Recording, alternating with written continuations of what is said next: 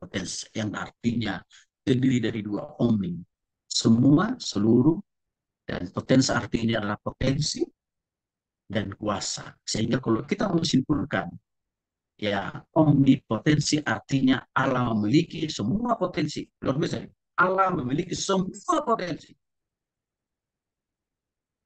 Tidak ada yang dia tidak punya. Semuanya dia punya.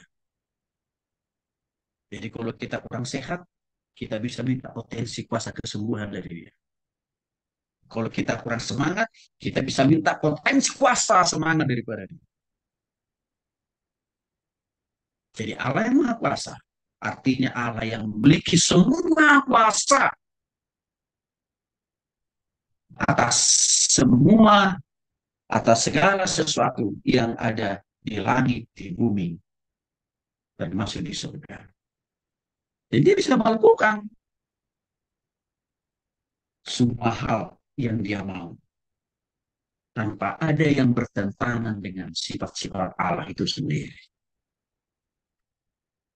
Dalam pengertian lain, artinya Allah Maha Kuasa adalah Allah memiliki kekuasaan, otoritas yang tidak terbatas, bahkan menyeluruh. Contoh Bapak Ibu, saya sudah kasih contoh ke presiden aja dibatasi hanya 2 ronde, kan gitu. Tapi kalau Allah, kekuasaannya tidak dibatasi oleh ronde-ronde apapun juga di dunia ini. Presiden bisa berganti-ganti, tetapi Tuhan tidak pernah berganti dan digantikan oleh apapun. Itu artinya bahwa dia memiliki kekuasaan yang tidak terbatas. Juga dikatakan menyeluruh, komprehensif. Presiden, kekuasaannya itu terbatas juga. Hanya 2 periode. Bahkan dengan sistem otonomi sekarang, juga kekuasaan seorang presiden juga dibatasi oleh pejabat kepala daerah. Karena ada istilah otonomi sekarang. Tapi kalau anak tidak dibatasi oleh siapapun dan dimanapun, kekuasaannya itu merangkap di seluruh totalitas kehidupan umat manusia dan dunia ini. Dengan demikian, Bapak Ibu dikasih oleh Tuhan Yesus Kristus, Allah berkuasa atas alam semesta, juga memberikan hidup dan berkuasa atas segala penyakit, memberikan, menyembuhkan, bahkan mengizinkan penyakit itu terjadi, termasuk COVID yang baru usai kita lewati.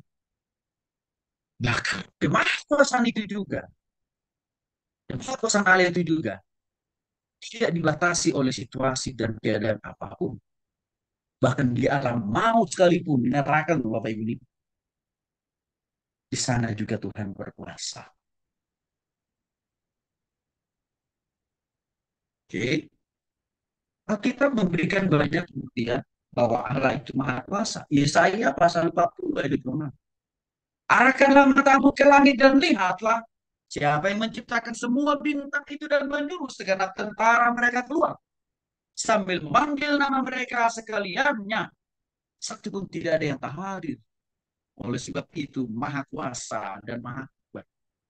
Ayat ini kan mau menjelaskan bahwa Tuhan juga yang menciptakan planet-planet yang ada di langit. Ya, bintang, bulan, dan lain sebagainya.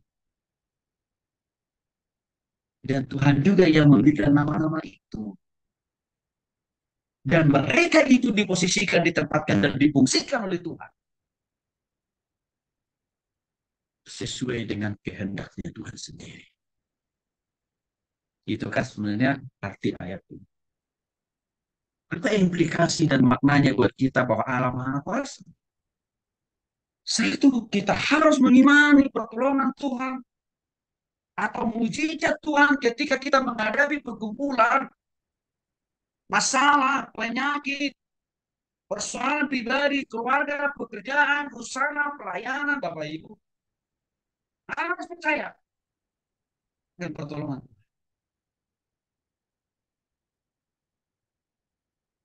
akan menjadi kabar baik buat kita. Sehingga tidak ada yang perlu kita takutkan, kita khawatirkan apapun yang terjadi hari ini, esok lusa, termasuk di tahun yang baru. Karena kita menguasa mengubah sesuatu yang tidak enak untuk mendatangkan kebaikan.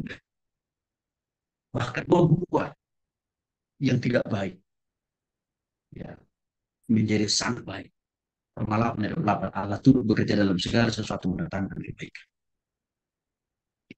Yang kedua, dengan kita tahu bahwa Allah itu maha kuasa, maka ini semakin memotivasi atau mendorong kita untuk punya mimpi, untuk punya cita-cita, untuk punya impian yang tinggi, bahkan untuk punya visi yang jauh ke depan. Walaupun mungkin menurut akal dan pikiran kita kayaknya nggak mungkin deh saya bisa sampai kepada impian dan cita-cita saya. Bagi kita nggak mungkin karena pikiran kita kan terbatas.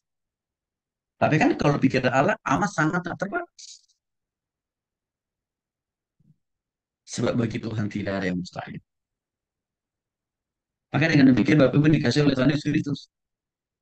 Sekecil, semiskin, selemah. Apapun kita hari ini saat ini. Kuncinya adalah percaya total kepada Allah yang Maha Kuasa.